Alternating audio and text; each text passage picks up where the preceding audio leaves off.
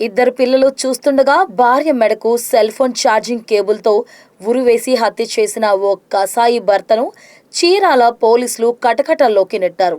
హత్యకు ఉపయోగించిన కేబుల్ వైర్ను స్వాధీనం చేసుకుని అరెస్ట్ చేసిన ముద్దాయిని పోలీసులు కోర్టుకు తరలించారు. డీఎస్పీ మహమ్మద్ మెయిన్ అందించిన వివరాల మేరకు వేటపాలెం మండలం కప్పదొడ్డి కాలనీకి చెందిన షేక్ రఫీని ఆటో డ్రైవర్గా పనిచేస్తున్నాడు. ప్రతిరోజు మద్యం సేవించి భార్య వీరమ్మతో గొడవ పడుతూ పిల్లలను కూడా కొడుతుండేవాడు. అయితే ఈ నెల 9వ తేదీన తెల్లవారుజామున మద్యం మత్తులో మళ్లీ భార్యతో గొడవకు దిగిన భర్త రఫీ పిల్లలు షారూక్ ఖాన్, ఉమా, వెంకటలక్ష్మి చూస్తుండగా ఇంట్లో ఉన్న ఛార్జింగ్ కేబుల్తో భార్య వీరమ్మ గొంతుకు ఉరివేశాడు. వీరమ్మ చనిపోయిన విషయాన్ని బయటకు రాకుండా ఇద్దరు పిల్లలను రఫీ భయపెట్టాడు. బంధువులందరికీ భార్య వీరమ్మ ఉరివేసుకుందని చెప్పి హత్యను కాస్త ఆత్మహత్యగా చిత్రీకరించాడు. పోలీసులు సంఘటనా స్థలానికి చేరుకొని అనుమానంతో తమదైన శైలిలో విచారించగా భర్త రఫీ భాగోతం బయటపడింది. అప్పటికే పరారైన భర్తను డీఎస్పీ మహమ్మద్ మెయిన్ నేతృత్వంలో ప్రత్యేక టీముల ద్వారా అరెస్టు చేశారు.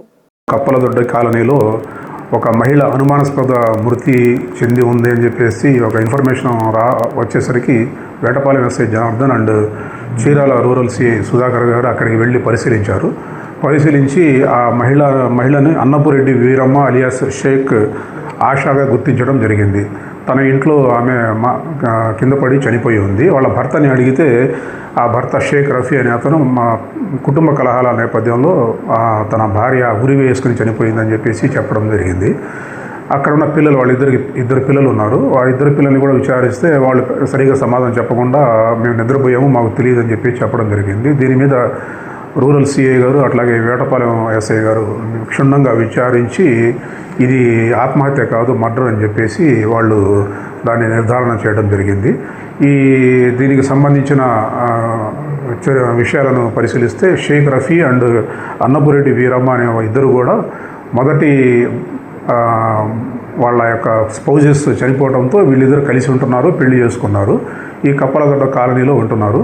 ఈ ముద్దాయి షేక్ రఫీ ఆటో తోలుకుంటాడు. ఈమె మృతురాలు వీరమ్మ ఈ బీడీ ఆకులు చుట్టడం, తర్వాత అగరబత్తీలు తయారు చేసి అమ్ముకుంటూ ఉంటుంది. ఈ నేపథ్యంలో షేక్ రఫీకి తన భార్య మీద అనుమానం ఉంది.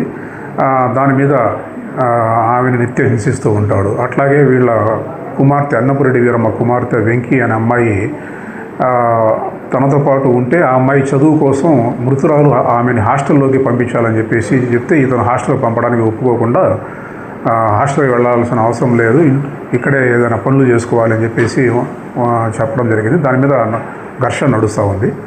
ఆ ఘర్షణలో భాగంగా 9వ తేదీ తెల్లవారుజామున 4:30 గంటల టైంలో ఈ సెల్ ఫోన్కి ఛార్జింగ్ పెట్టే ఛార్జింగ్ వైర్తో ఆమెని గొంతు చుట్టూ వేసి లాగి చనిపోయిన తర్వాత ఈ విషయాన్ని చూసిన తన ఇద్దరు పిల్లలు బయట వాళ్ళకు కూడా వార్న్ చేయడం జరిగింది. మీరిద్దరు కనుక ఈ విషయం చెప్తే మిమ్మల్ని కూడా చంపేస్తానని బెదిరిస్తే వాళ్ళు కూడా చెప్పకుండా సైలెంట్ అయిపోయారు. ఇది ఇద్దరు పోలీసు అధికారులు కూడా అక్కడికి వెళ్ళి దాన్ని క్షుణ్ణంగా విచారించి ఇది మర్డర్ అని చెప్పేసి తెలుసుకొని ముద్దాయి షేక్ రఫీని ఈరోజు అరెస్ట్ చేసి రిమాండ్ నిమిత్తం కోర్టుకి హాజరుపరుస్తూ ఉన్నారు.